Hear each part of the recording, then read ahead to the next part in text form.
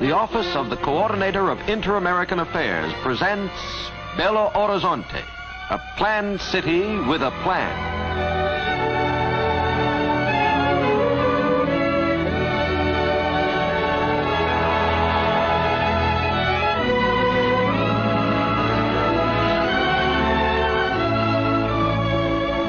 Less than 50 years ago, Brazil's Coral del Rey Mountains looked down on a hamlet hidden among the rolling foothills. Today, on this site, stands Brazil's seventh city, Belo Horizonte, home of over 200,000 far-thinking people. Capital of the state of Minas Gerais, located in the south-central part of Brazil, Belo Horizonte is 287 miles from Rio de Janeiro, Brazil's largest city and world-renowned for its fabled beauty.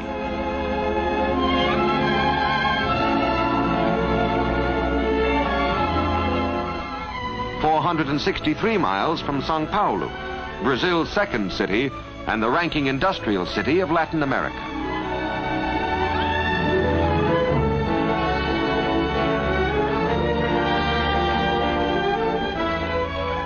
Prior to the year 1897, the unique and interesting colonial city of Ouro Preto, now preserved as a national monument, served as capital for Minas Gerais. But enterprising mineiros, or miners as citizens of this state are called, with characteristic foresight saw the need for a more centrally located city, one which would permit unlimited expansion. The foothills of the Coral del Rey Mountains were selected as the site. But before ground was broken, literally before one pickaxe disturbed the serenity of the lovely hills, engineers and architects translated into maps and blueprints the hopes and dreams of the founding fathers. A people's pride envisioned this model inland city. A people's spirit and strength built it. Justifiably proud is the Mineiro of his public buildings and his leading officials. The governor's palace, residence of the state's chief executive, the Department of Interior, the Department of Agriculture, the Department of Education, the main post office, the City Hall, executive offices of the mayor, capable, enthusiastic Dr. Juscelino Kubitschek. But Belo Horizonte is more than a seat of government. It is the commercial hub of a state fabulously rich in natural resources.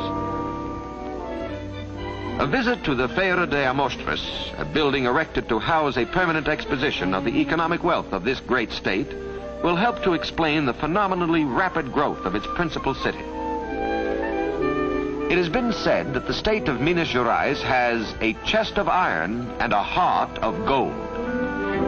Here, the history of gold is the history of colonial Brazil under Portugal, and more particularly of the development of the state of Minas Gerais. For 350 years, in this oldest, richest gold mining community of Morro Velho, within sight of Belo Horizonte, Brazil produced more gold than the rest of the Americas combined. Intensive and careless exploitation, plus a natural depletion in reserves, has reduced Brazil today to 12th place among world producers. Even this comparatively small output of gold reflects itself on the economic life of the city.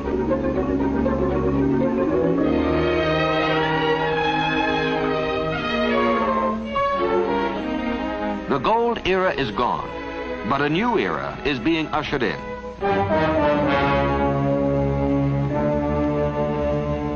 King Iron, long a slumbering giant in the mountains of Minas Gerais, is beginning to stir. 1/4 of the total known iron reserves of the world are in Brazil.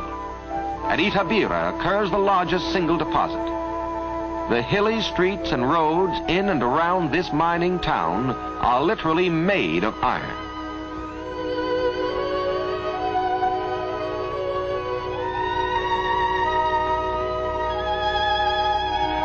This peak is estimated to contain over 100 million tons of hematite.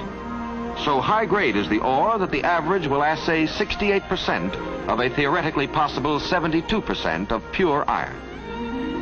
The railroad from Belo Horizonte is being extended to the peak by cutting through mountain passes and by filling in deep gorges.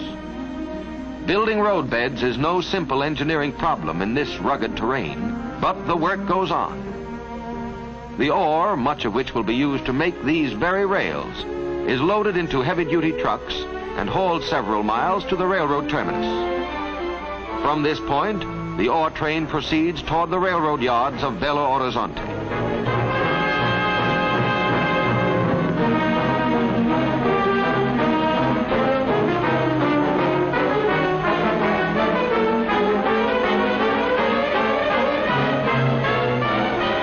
At this important junction, some of the cars may be sent to the foundries in São Paulo. Most of them will go on to a large steel, wire, and rail mill at Monlevade, employing over 2,000 people. This mill, the only rail rolling mill in South America, is but the vanguard of even larger mills and foundries now in construction.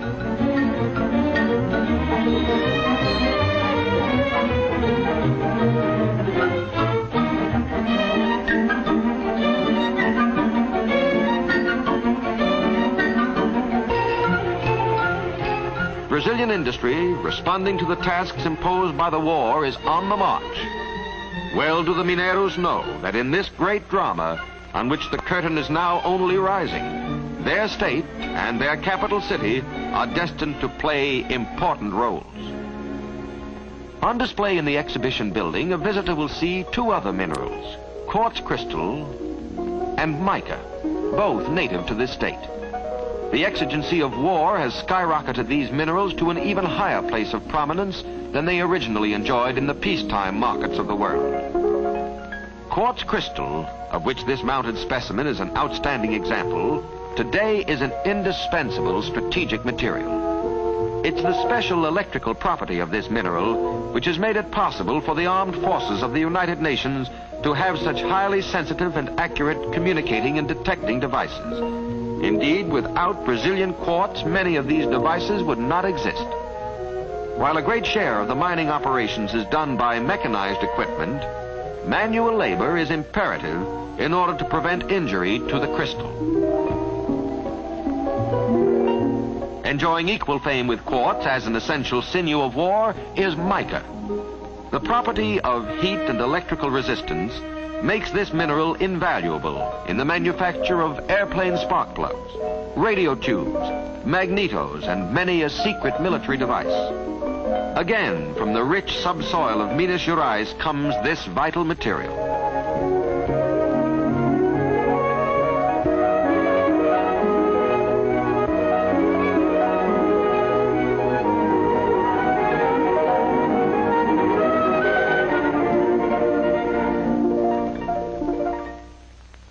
In the cutting and trimming shops, busy Mineiros, men, women, and children, keep these leaves of mica moving toward the stockpiles of American factories and arsenals, and thus are contributing their very ample share to the cause of freedom. Numerous and varied are the other minerals on display at the Feira, all of them contributing to the prosperity of Belo Horizonte. No wartime aristocrats, but worthy of more than a mention, are manganese, chromium, aluminum, silver, nickel, graphite, calcium, kaolin, columbite, and zirconium. Belo Horizonte is also the center of Brazil's steadily growing diamond industry. This diamond, named in honor of Brazil's President Vargas, is the 5th largest diamond in the world, weighing 726 carats. In the production of semi-precious stones, the state of Minas Gerais is the undisputed leader of the world.